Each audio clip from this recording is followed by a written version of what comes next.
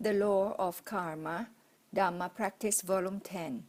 When I studied with Luang Poh Doem, a monk once came across a wild elephant in Khao Yai.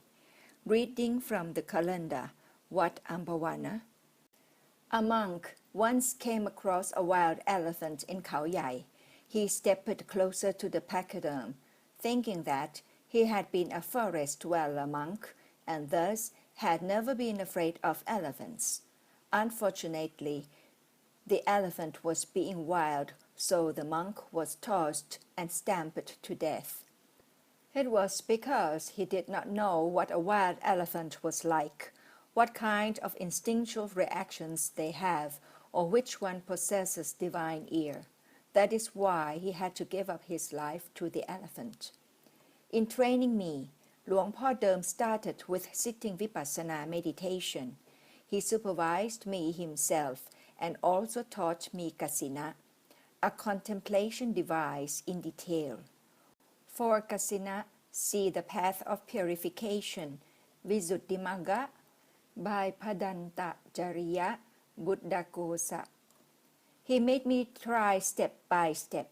I followed his instructions and practiced apprehending the learning side and developing it until my mind became focused in access concentration. Then Luang Poh Doem went on.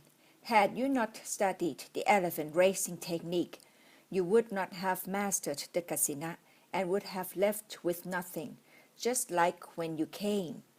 Do not be so arrogant like the scorpion. Senior people know better. They do not just vainly talk. I was really grateful. Since then, I took in whatever senior monks taught me. I would not mind or consider that I had heard it or done it before. Whatever was given, I accepted. In this way, I became a docile, gentle person and get along well with people. I have never forgotten the kindness that Luang Poh Doem bestowed on me. Without him, I would have left and become a layman and would not have been sitting here in the saffron robe teaching Dhamma to you.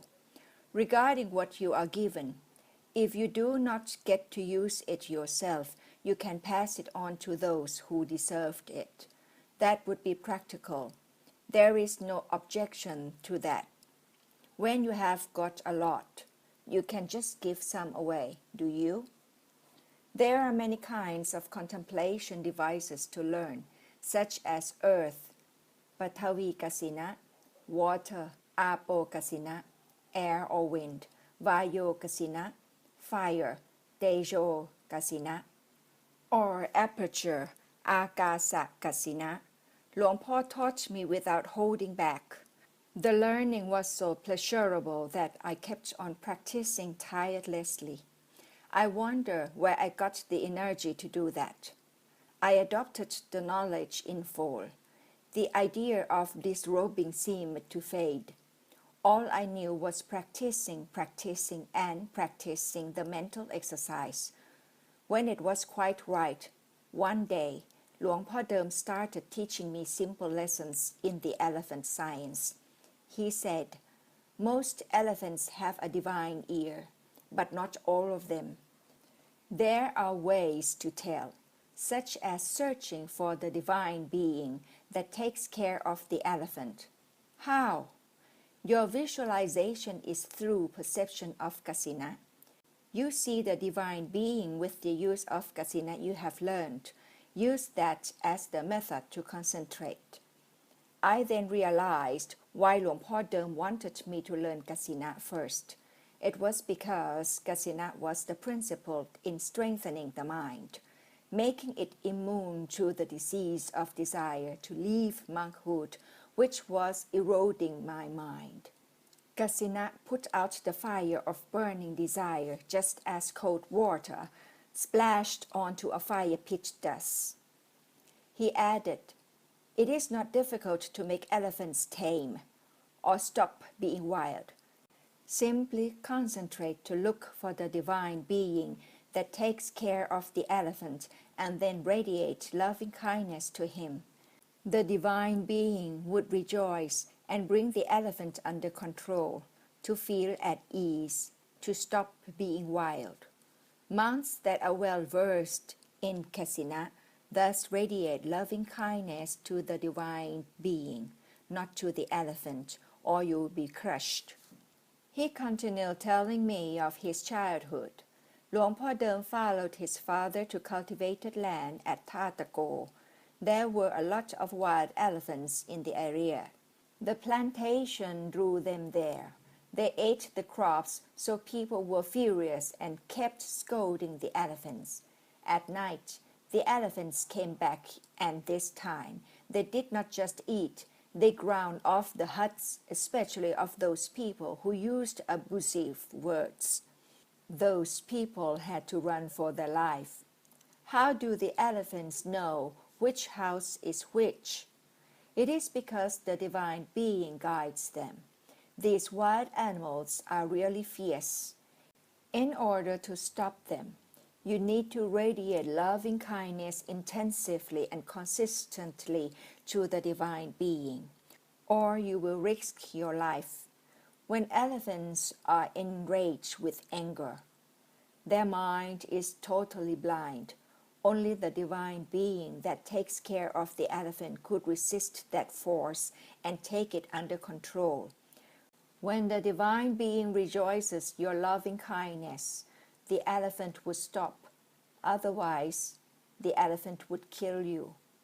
The mental exercise of Kasiṇa and radiation of loving kindness need to be developed in no time and with intensity and consistency, perhaps by 80% of the time before the elephant is vindicated. Otherwise, you need to withdraw. These are fierce animals. Do only whatever is appropriate. Do not try to radiate loving kindness to any elephant. This is a warning to the forest dweller monks with little practice. Do not try. If you fail, you will simply become its victim. Even the monkhood that has taken care of the elephant has been killed by the wild animal, let alone other people. The divine being that takes care of the elephant is most important. Some elephants have a divine being to protect them, but not all of them do. You have to concentrate intensely to find him so that you can radiate loving kindness to him. If not, it is really dangerous. When in the forest and faced with a wild elephant, a life-threatening one, the intensity of your mental exercise must exceed 80%. This is in order to look for the divine being that takes care of the elephant. Then you radiate loving kindness intensely to the divine being, so he calms down the elephant. The following is the recitation of universal love in Pali terms. เมตตัญจะสัพพโลกัสสมิงมานะสัมภาวเยอปาริมานังอุทธัมอโทจะติริยันจะอสัมภาธัมอเวรัมอสัปปัตตัม Cultivate an all-embracing mind of love for all throughout the universe, in all its height, depth, and breadth. Love that is untroubled and beyond hatred or enmity. Simultaneously, you radiate universal love to all beings. This is unrestricted loving kindness. All beings, whatever there are, without exception, for all, throughout the universe, in all its height, depth, and breadth. Be it the Lord of the realm of 33 gods, the high divine being of Brahma world, the Lord of the death, and giants could rejoice this stream of loving kindness. The strength of Kasiṇa will steady this stream of loving kindness. This is how to tame wild elephants. To steady the mind while radiating loving kindness, Luang Poh Doem said that the recitation of the following stanza of loving kindness is needed. Make it rhyme with your breathing rhythm. These are in Pali terms To use the verse, and we need to do this incessantly. Metta gunnang arahang metta. The virtue of loving kindness is costly. This should rhyme with every breath you take. Do not let the rhythm of love beat be interrupted at this point, because it is a very important moment. After the divine being rejoices the kindness, he will help distract the elephant from the encounter. In simple terms, it is like the head of a gangster telling the members to stay away, since the person they are facing is a good person, not to hurt him and to leave. Luang Poh Doem said that loving kindness is the highest virtue that supports the world. Without loving kindness, the whole world will be at bay, ruined, massacred. In passing, let me say that when you are involved in a dispute or a disagreement, do not use anger. Beware of this point. The other party may be under control of another senior person or a supervisor. We need to get in touch with that senior person. Say we have a fight with a child. We need to talk to the parents so that the child is admonished. We need to look for the right channel. When we are kind to the divine being who takes care of the elephant, he will react accordingly. For if he does not take action and let you manage it on your own, the elephant will do just as it wishes, and you will be doomed. This is how Luang Poh Doem taught me elephant science. He taught me to practice Kasiṇa in order to pacify the elephant. After learning Kasiṇa, I did not think about disrobing. The benefit is double-fold. First, it has kept me in the monkhood. Second, elephant science lives on, with me taking it as a legacy. That is why I said Luang Poh Doem was not an ordinary monk. I say he was a genius. I had mentioned that I wanted a mantra to charm girls. Luang Poh Doem ignored my request until finally he gave me these verses. Nakaro kakusanto siromache.